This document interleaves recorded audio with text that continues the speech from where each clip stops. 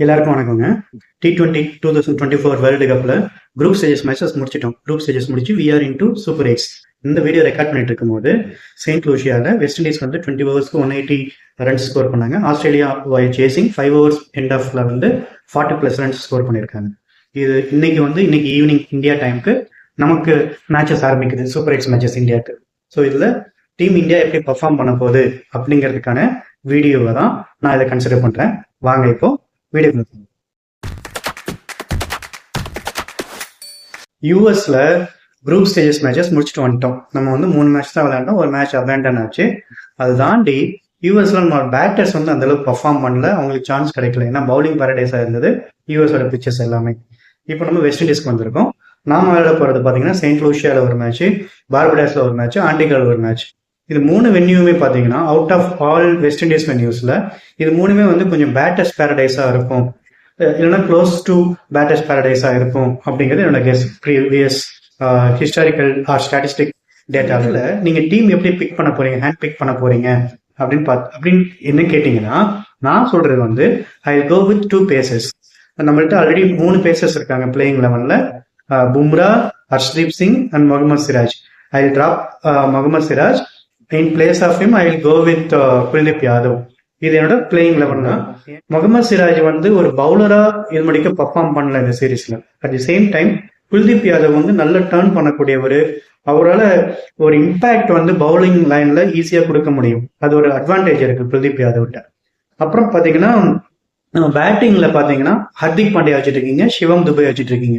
எப்போ வந்து பால் பிச்சஸ்ல வந்து உங்களுக்கு பால் பிச் ஆயிட்டு ஸ்லோவா உங்களை அப்ரோச் பண்ற மாதிரி இருக்கோ, அப்போ வந்து நீங்க ஹர்திக் பாண்டியாவையோ இல்ல சிவம் துபேவையோ ஒரு பார்ட் டைம் பவுலரா பிச்சிங் பண்ணிக்க முடியும். Even both of them together can bowl 4 overs for you. So உங்கள்கிட்ட 3 பேஸ் பவுலர்ஸ் இருக்காங்க. 100% of Bumrah, 100% of Harshdeep Singh, 50% of Hardik Pandya, 50% of Shivam Dube. So 3 பேர். ஸ்பின்னர்ஸ்ல பாத்தீங்கன்னா ரவீந்திர ஜடேஜாவும் அக்சர் பட்டேலும் ஏற்கனவே பிளேயிங் லெவல்ல இருக்காங்க. அவங்க கூட சேர்த்து நீங்க குல்தீப் யாதவ் எடுத்து வரும்போது 3மே லெஃப்ட் ஆர்ம் ஸ்பின்னர்ஸான்னு கேட்கலாம்.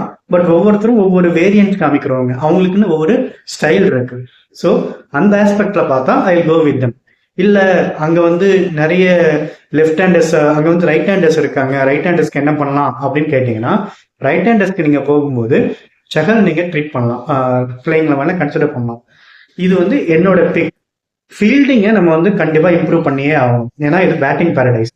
யூஎஸ்ல நடந்த மேட்சஸ் எல்லாமே நம்மளோட ஆப்போனன்ட் டீம் வந்து கம்மியா ஸ்கோர் பண்ணியிருந்தாங்க அப்படின்னு நம்ம எடுத்துக்கிட்டா கூட, அந்த கம்மியா அவங்க ஸ்கோர் பண்ணியிருந்ததுக்கு ரீசன் அது வந்து ஒரு பவுலர்ஸ் பாரடைஸா இருந்தது. பால் வந்து பிச் ஆயிட்டு, கிரவுண்ட்ல பிச் ஆயிட்டு கூட போக மாட்டேன் அப்படின்னு அடம்பிடிச்சது. ஆனா வெஸ்ட் இண்டீஸ்ல அப்படி கிடையாது. எல்லாமே உங்களுக்கு 7 to 10 runs per over ஆவரேஜா நான் சொல்றேன், அது மாதிரி தரக்கூடிய பிச்சஸ் தான் இந்த 3 பிச்சும். ஸோ நீங்க உங்களோட ஃபீல்டிங்கை டைட்டன் பண்ணியே ஆகணும், ஸ்ட்ரெங்தன் பண்ணியே ஆகணும். No other go, no escape. So இதுதான் என்னோட பிக் அண்ட் என்னோட statement towards super eights and knock out stages. உங்களோட பாயிண்ட் ஆஃப் வியூ என்ன அப்படிங்கறத ப்ளீஸ் கமெண்ட்ஸ்ல ஆட் பண்ணுங்க. இந்த பாயிண்டோட இந்த வீடியோவை இங்க நம்ம எண்ட் பண்ணிக்கலாம். வீடியோ பிடிச்சிருந்தா வீடியோவை லைக் பண்ணுங்க, ஃப்ரெண்ட்ஸ் அண்ட் ஃபேமிலிக்கு ஷேர் பண்ணுங்க, வீடியோ பத்தின கமெண்ட்ஸை ப்ளீஸ் ஆட் பண்ணுங்க. அதோட